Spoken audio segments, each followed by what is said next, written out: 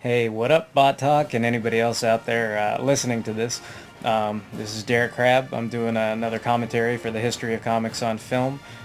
These things go by really quick, so I just want to talk about certain things, I guess, like the intros and why I picked what I picked.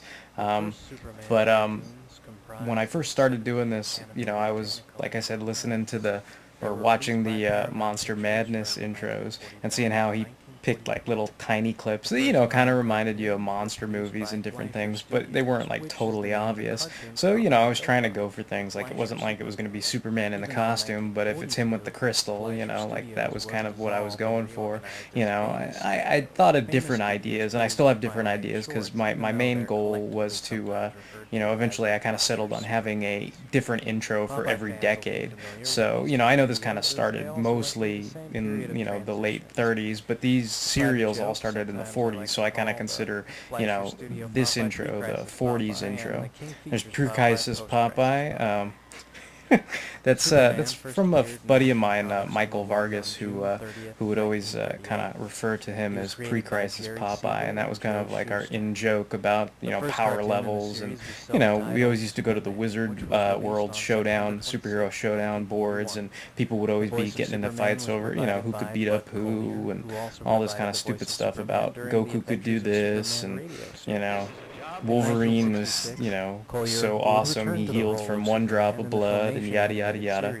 And so, that was something we always used to describe Popeye, where we're like, dude, pre-crisis, man, pre-crisis Popeye. He didn't eat spinach all the time, so that was basically kind of where we were coming from with that.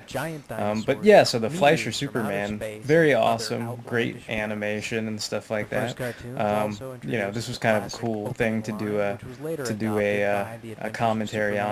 I actually, a long time ago, I did a music video set to the Crash Test Dummies Superman song, and I remember combing through like all kinds of old tapes of the George Reeves Superman, looking for him changing in a phone booth, and he never changes in a phone booth in that damn show. And I realized, like, when I was putting this together, I'm all, oh, I should have got the phone booth from this series. You know what I mean? Like, because the George Reeves Superman didn't have the phone booth, and even the Christopher Reeves Superman, like, he kind of looks at that phone booth, but it's not like a closed phone booth, and it's like an in joke and stuff. And so and then there's that interesting bit about Superman was leaping all the time and stuff like that in the comics. So I'm sure not a lot of people know about that, or if they do, they're like super fans. Anyway, so yeah, there was in this I had to dig through a bunch. There's like a old DC Comics encyclopedia series that's very helpful to me when I'm writing a lot of these, because I was kind of like, oh, I'm not, I know a lot, but not all of it's committed to memory. So it's like, it's nice to go through that and kind of go, oh, when did he precisely fly? Do you know what I mean? And so you go through all the powers and abilities section, and it's like they do it by letter, where it's like A through E. So you go through like E and it's flying, and so you comb through the history of like, oh, he leapt in these issues, and he swam in these issues, and he actually flew in these issues and stuff like that. So and then there's the Shield, where this made me think of Kingdom Come right away, so I figured I had to throw it in there. This would later influence the design of the Superman. And then of course there's the Our Worlds at War, where Superman, I don't know, that always makes me laugh. The ending to Our Worlds at War, he's like, my name is Superman, and I do not kill,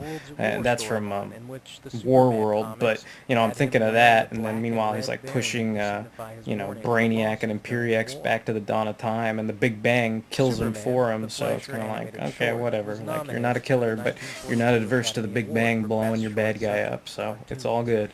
And so and this is interesting too, like, these are things that I learn as I go along sometimes, like the stuff about Pluto, where I kind of tack it in and go, hey, I didn't know that, and I kind of throw it in as something, a note of interest.